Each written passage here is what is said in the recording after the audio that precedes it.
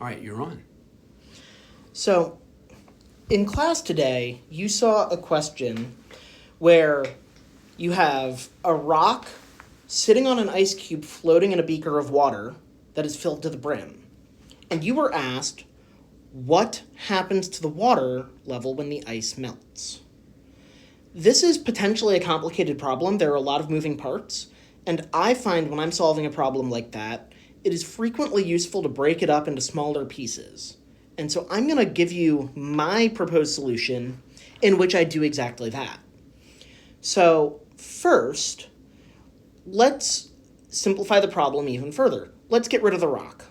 Let's say that we have a beaker completely filled with water with an ice cube in it. And I add the rock. What happens? Well, of course, it overflows. And the amount that it overflows is going to be such that the mass of the water displacing the rock is equal to the mass of the rock. We can write this out now that the volume displaced is equal to, or the density of water times the volume displaced, that is the mass of the water displacing the rock, is equal to the mass of the rock, which is the density of the rock times the volume of the rock. And we'll come back to that later, but I just want to note it now. So now, the second thing I want to consider is what happens once we remove the rock. Well, the water level is going to drop by that same amount that it overflowed. So now our water level is below the level of the beaker. And if I wait for the ice to melt, we already saw in class that the water level stays the same. So we've now had the total volume displaced by the density of the rock divided by the density of water times the volume of the rock. Now we want to add the rock back in. This is completely equivalent to waiting for it to melt and the rock falling in, but we've broken it up. So now the question is, what happens to the water level? Of course it's displaced. If you've sat in a bath before, you've noticed this. The question is, how much?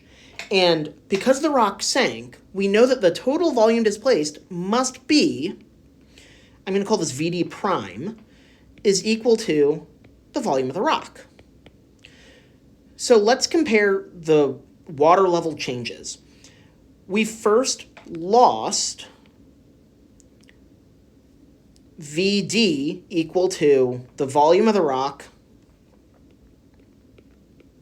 times the density of the rock divided by the density of water. And then we added back in the volume of the rock. Now, if a rock is sinking, its density must be greater than the density of water. So I can rewrite this as V rock times 1 minus rho rock over rho water. And this is my total delta V. And you'll notice if rho rock over rho water is greater than 1, this is negative. And so the water level actually sank during this whole process.